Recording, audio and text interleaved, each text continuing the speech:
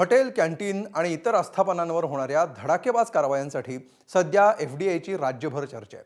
तुकाराम मुंढेंच्या नेतृत्वाखाली गेल्या 2 महिन्यात या विभागानं अनेक ठिकाणी धाडी टाकत तपासणी केल्या आहेत. मात्र नुकतीच मंत्रालयाच्या कॅन्टीनमध्ये करण्यात आलेली कारवाई वादग्रस्त ठरली आहे. मंत्रालयाच्या कॅन्टीनची तपासणी केल्यानंतर जो रिपोर्ट मुंबई हायकोर्टामध्ये सादर झाला त्याला कोर्टानं आक्षेप घेतला.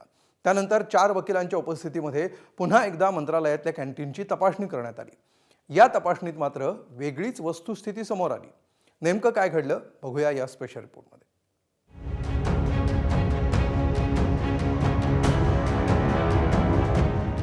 हँडग्लोव्स घालून अन्न वाढणारे कर्मचारी, शर्टावर ॲप्रन आणि डोक्यावर हेअरकॅप परिधान केलेले वाढपी, हाताऐवजी चिमट्यानं वाढले जाणारे पदार्थ आणि एफडीएच्या अधिकाऱ्यांसोबत इथं तपासणी करणारे मुंबई हायकोर्टाचे वकील, हे आहे मंत्रालयातल्या कॅन्टीनचं चित्र.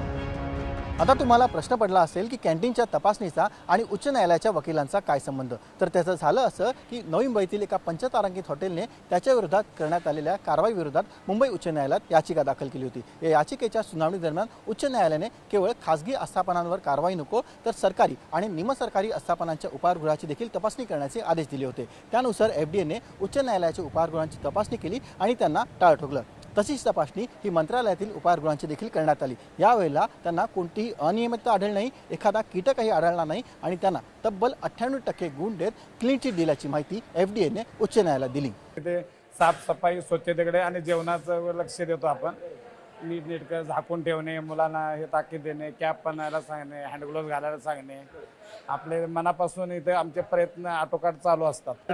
चांगला असतो. कधी आपण चुकून गडबड कधीतरी मीठ कमी जास्त होतं असतं. ते काही लोक त्याविषयी एकदा बोलले, एक माणूस भात चांगला आहे, थोड्या वेळ म्हणतो एक माणूस बरोबर नाही. त्याचं प्रत्येकाच्या प्रतिक्रिया थोडं तरी अलग असतात. कुणाला कधी कमी मीठ कमी जातं, आज चुकून कधीतरी घाई गडबडीत होतं काहीतरी चुकून. हायजेनिक हे तर सगळीकडे पाहिजेत.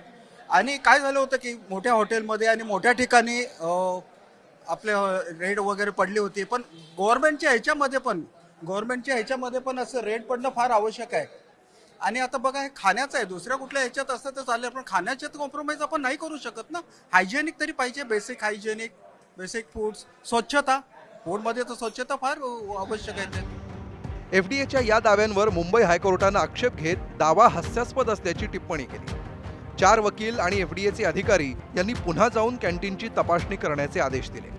या आदेशानंतर जेव्हा एफडीएचे अधिकारी आणि वकील मंत्रालयाच्या कॅन्टीनमध्ये पोहोचले तेव्हा वकिलांना मंत्रालयाच्या कॅन्टीनमध्ये अनेक त्रुटी आढळल्या.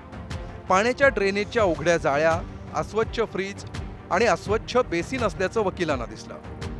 त्यानंतर दुपारी 3 वाजता पुन्हा सुनावणी पार पडली. सकाळच्या सुनावणीत मंत्रालयातील उपाहारगृह 98% स्वच्छ असल्याचा अहवाल दिलेला असताना केवळ अर्ध्या तासाच्या तपासणीत एवढी अस्वच्छता कशी आढळली असा सवाल उपस्थित करत उच्च न्यायालयाने एफडीएला धारेवर धरलं.